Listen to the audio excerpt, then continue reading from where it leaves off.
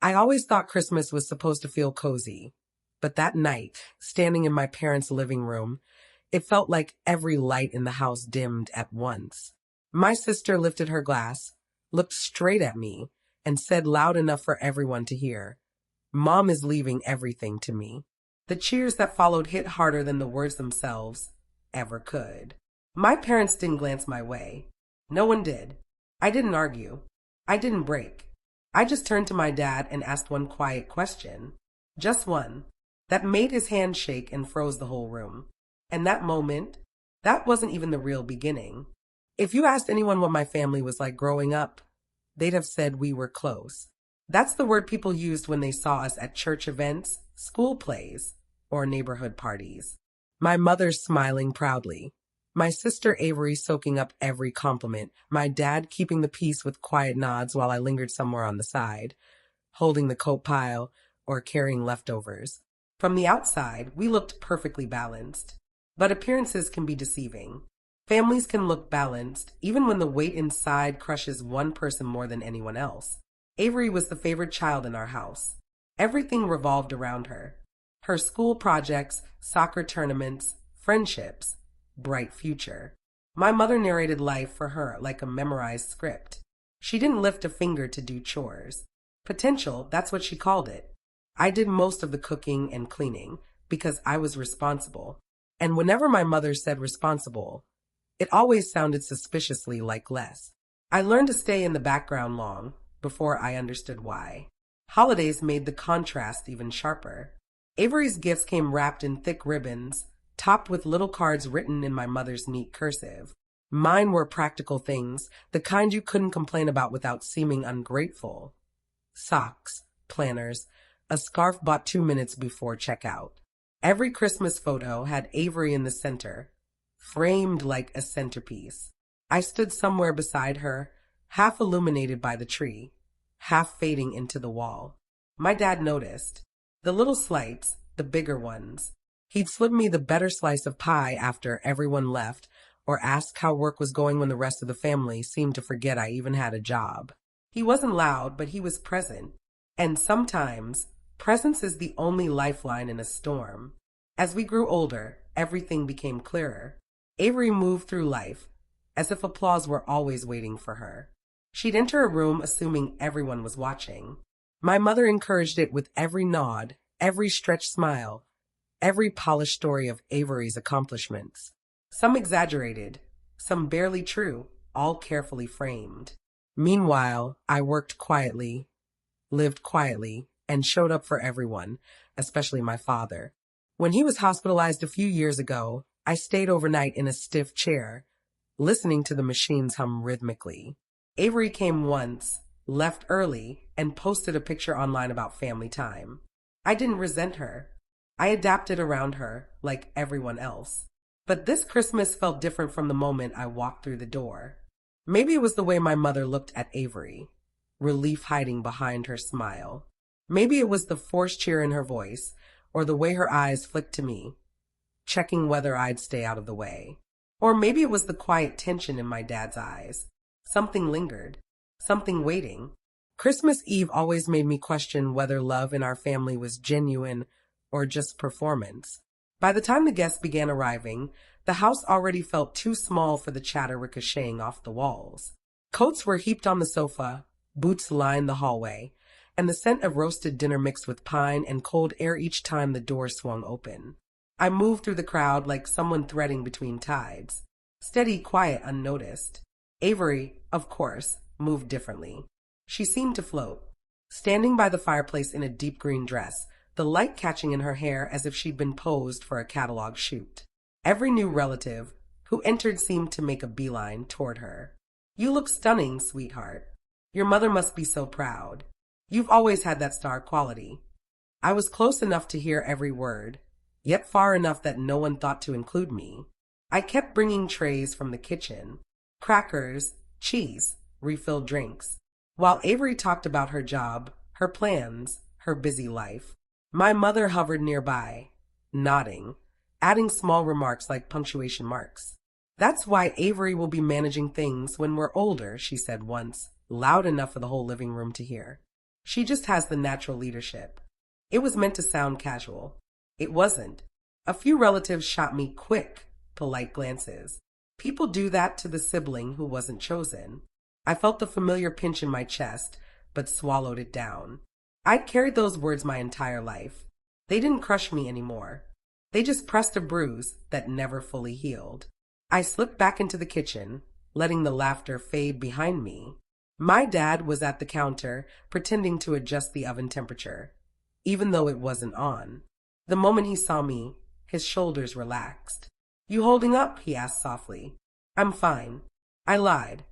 He studied me for a moment, that look that felt like he was weighing words he wasn't ready to say. Then he gave a small nod, as if making a quiet, internal decision. "Stay close tonight," he murmured. "Just stay close." Before I could ask what he meant, someone called him from the other room, breaking the moment. When I carried out the next tray, Avery was standing center in the living room, spinning a story about a major opportunity she was certain she'd land. My mother jumped in to praise how Avery always lands on her feet, and how some people are simply born to carry the family forward. The implication wasn't subtle. It never was. Dinner began, conversation layered on conversation. My cousin complimented Avery's dress. My aunt asked about her future plans. My mother announced at one point that Avery had the right temperament to handle family responsibilities. People nodded as if the meaning was already clear to them. The table felt uneven, as though all the focus had shifted to one side, tipping the rest of us off balance. My dad caught my gaze across the table and gave the tiniest shake of his head, like he sensed the equilibrium was about to snap. And snap it did, just moments later. Because even though I had no idea what was coming, even though I didn't know Avery was about to ignite the night, my dad did. That awareness hung in the room like a silent storm, waiting for the first fracture. Dinner plates were still warm when the evening sank into that odd pause between courses. When the room exhales, people lean back, and conversations soften into quieter threads. But beneath it all, something in the house felt taut, stretched, like the walls themselves were listening. My mother rose to refill drinks, and as she walked past Avery, she placed a hand on her shoulder with a measured pride. "This is the year everything really falls into place," she said. "Avery's ready to take on more. She'll be managing the key family matters from now on." No one questioned it. They didn't need to. Everyone had heard variations of it before. Avery beamed, as if she'd been handed a crown. "Well, someone has to keep things moving," she said, aiming for humility. "And failing spectacularly. Mom and I talk about this all the time. She trusts me. And why wouldn't she?" My mother had added, "You've always been reliable." The fork in my hand froze midair. Reliable. That was the word she had used for Avery tonight. The word she used for me. Reserved only for when she wanted something done without pushback. Across the table, an aunt looked my way, offering a sympathetic smile that never quite landed. I couldn't tell if she felt pity or just awkward. I excused myself, stepping into the hallway for a breath. The house was warm, but I felt cold, as though the barrier between me and them had finally thinned to nothing. Leaning against the wall, a memory crept in uninvited. 3 winters ago, my dad had been in the hospital for a week. Avery had stopped by once, snapped a photo of her coffee next to his bed, and left early for a dinner. I had stayed every night, half asleep on stiff vinyl chairs, adjusting his blankets, learning the rhythm of the monitors. Nurses would peek in and whisper, "You're a good daughter." My mother never thanked me. Not once. But she thanked Avery for showing up when it mattered. Remembering it now made my eyes sting.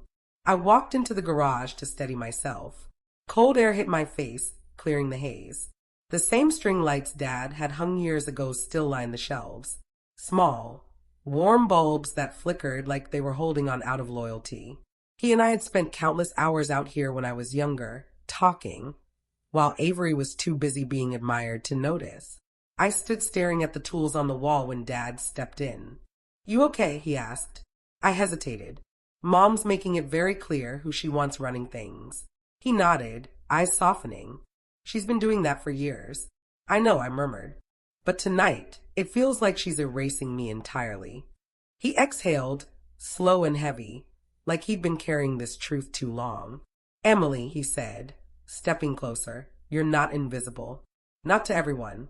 His voice trembled slightly, revealing what his words didn't. I searched his face, sensing something unspoken. Dad, is there something I should know? He didn't answer directly.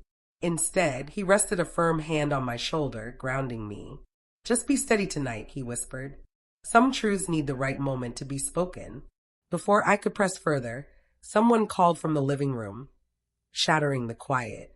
Yet his words lingered, settling in my chest like a quiet ember, waiting. I didn't realize it yet, but that ember was seconds from igniting. Returning to the living room, the atmosphere had shifted. Voices were louder, looser, buoyed by wine and the illusion of holiday cheer. The fire crackled, spilling golden light across the room. Avery stood near the center, exactly where she always did, as if gravity itself favored her. Mom hovered beside her, refilling her glass before she even asked. A spoon clinked against a wine glass. Speech, a cousin shouted. It's Christmas, Avery. Say something. Of course, they wanted her to speak. Avery never missed her cue. She lifted her glass, smiling like a woman who already had the room. Well, she began, this year has been special, and tonight is even more special. She paused just long enough to let anticipation thicken, glancing at Mom with that rehearsed affection, as though rehearsed for every eye in the room.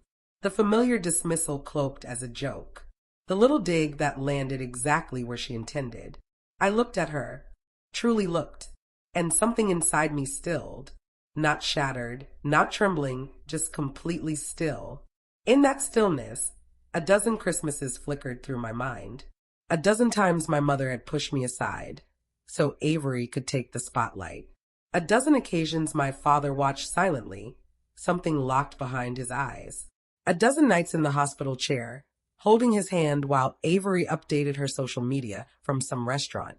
And suddenly, the quiet inside me crystallized into one unmistakable thought. Enough. I rose slowly. The chatter dimmed around me, like someone had turned down the volume. Heads turned, noticing the shift. My mother's brow furrowed. Emily, sit down, she hissed sharply. Avery smirked. This isn't about you. But I wasn't looking at either of them. I faced my father. Dad, I said, my voice calm. Want to share the real news? The words landed in the room like a plate smashing to the floor. His hand trembled. It was slight, almost imperceptible, but unmistakable. My father, a man who had always remained steady through every storm, shifted his weight, eyes darting from me to the guests, then to my mother. A quiver ran through his fingers as he reached for the envelope tucked behind a stack of napkins on the side table. Avery's confident smile wavered. Mom is leaving everything to me. The words hit like delicate ornaments shattering on the floor. For a moment, I thought I'd misheard, but then the room erupted. Applause, laughter, cheers, glasses raised as if a royal coronation had just taken place. The crowd celebrated. My mother glowed with obvious pride, nodding as if she had anticipated this reaction, as if it proved something she had always believed. Avery basked in the attention. We've been planning this for months, she added, soaking in the admiration. Mom wants to keep things organized, and she knows I'm the one who can manage it. My stomach tightened, not just from her words, but from how easily she spoke them. How naturally she claimed what had never been offered to me. No one looked my way. No one asked if it hurt. No one asked if it was fair.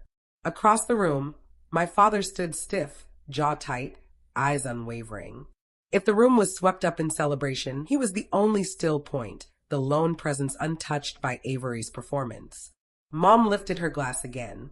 Let's toast, she said to Avery, to the future of this family. Glasses clinked. Cheers rose louder. My heart thumped painfully. I didn't stand. I didn't lift a glass. My father noticed. Avery's voice cut through the noise. Oh, come on, Emily, she said with a light laugh. Be a good sport. You know this isn't really your thing. There it was, the familiar dismissal, masquerading as humor. The little jab aimed precisely at its mark. I looked at her, really looked at her, and something inside me went utterly still. Not broken, not trembling, just still. In that stillness, A dozen Christmases flashed through my mind. A dozen times my mother sidelined me so Avery could shine. A dozen moments my father watched quietly, storing something behind his eyes. A dozen nights in the hospital chair, holding his hand while Avery updated her social media from a restaurant. And then, suddenly, the silence inside me formed into one clear thought. Enough. I rose slowly. The noise around me dimmed, as if someone had turned down a dial. Heads turned. My mother's frown deepened. "Emily, sit down," she whispered sharply. Avery smirked. "This isn't about you," she said. But I wasn't looking at either of them. I faced my father. "Dad," I said, voice steady, "want to share the real news?" It hit the room like a dropped plate. His hand trembled. Subtle, barely noticeable, but undeniable. My father, the man who had always remained calm through every storm, shifted his weight, eyes flicking from me to the guest to my mother. A tremor ran through his fingers as he reached for the envelope, hidden behind a stack of napkins on the side table. Avery's smile faltered. "What news?" she snapped, the sweetness gone, her voice cracking at the edges. "Dad, what news?" The house fell silent. Every sound cut out at once. The laughter, the clinking glasses, even the fire's low crackle seemed to fall mute. A heavy, expectant quiet wrapped around the room. My father stepped forward, the envelope trembling slightly between his fingers. "I wasn't planning to bring this up tonight," he said, his voice low, weighted with something held back for far too long. "But since we're making announcements..." My mother's smile froze. "What are you doing?" He didn't look at her, not even briefly. He opened the envelope and slid out a stack of papers. "I updated my will months ago," he said, raising his voice just enough so no one could pretend they hadn't heard. "Everything I own, my savings, my home, my investments, goes to Emily." A sharp gasp cut through the hush. My mother's hand flew to her chest. "What? You can't. We discussed." "No," he said, finally turning toward her. "You discussed. You decided. You pushed. But you never asked me. And you certainly didn't treat both of our daughters with the same respect." Avery rushed forward, panic flooding her face. "Dad, this is ridiculous. Mom already said." "I don't care what your mother said." His voice cracked like a whip. "She can leave you whatever she wants. But my estate, everything I built, belongs to the child who showed up, the child who cared, the child who stayed." His eyes rested on me. Avery's expression twisted in disbelief. "You're punishing me because I actually have a life? Because I don't babysit everyone's emotions?" "No," he said softly. "Because you only appear when there's something in it for you." My mother grabbed his arm. "You're making a scene." He pulled away, firm but without anger. "The only scene being made tonight is the one you two created by turning this family into a contest." Avery's voice jumped, frantic and uneven. "This isn't fair. You can't do this. You can't just give everything to her." "Fair." My father's voice gentled in the saddest way. "You want to talk about fair?" He looked at me again, and in that look was every unspoken memory. Late-night hospital visits, quiet talks in the garage, the small moments I'd shown up for without needing recognition. When he spoke again, his voice cracked. "One of my daughters treated me like a chore," he said. "The other treated me like family." Avery's jaw fell open. My mother staggered back, as if the words physically struck her. No one moved. No one breathed. The silence broke first. Then everything else did. Arguments erupted instantly. Avery turning on my mother, demanding reasons she believed she deserved. My mother snapping back, her voice sharp and splintered, her pride collapsing in front of the very crowd she tried so hard to impress. Their blame tangled together, each desperately rewriting the moment that had already rewritten itself. My father didn't say another word. He simply stepped beside me, laying a steady hand on my back. A quiet, unmistakable declaration, one that didn't require an audience. For the first time that night, the room stopped spinning under my feet. Relatives looked away, unsure where to position themselves now that the person they'd aligned with had lost her shine. Some nodded at me, awkward but sincere, as though only now realizing they'd been cheering for the wrong person all these years. I drifted toward the front door, pulling my coat around me as the December cold swept in. Snow fell through the porch light, soft, unhurried, like the world outside had no idea my life had just split open in the best way imaginable. For the first time in years, the cold didn't sting. Walking down the quiet street, one truth settled gently over me. Family isn't defined by who dazzles the room. It's defined by who stands beside you when no one's looking. That night didn't break me. It finally set me free. If you've ever been the one they overlooked, tell me your story below. I read every single comment. And if this spoke to you, stay close. There are more stories on the way, and you won't want to miss what's next.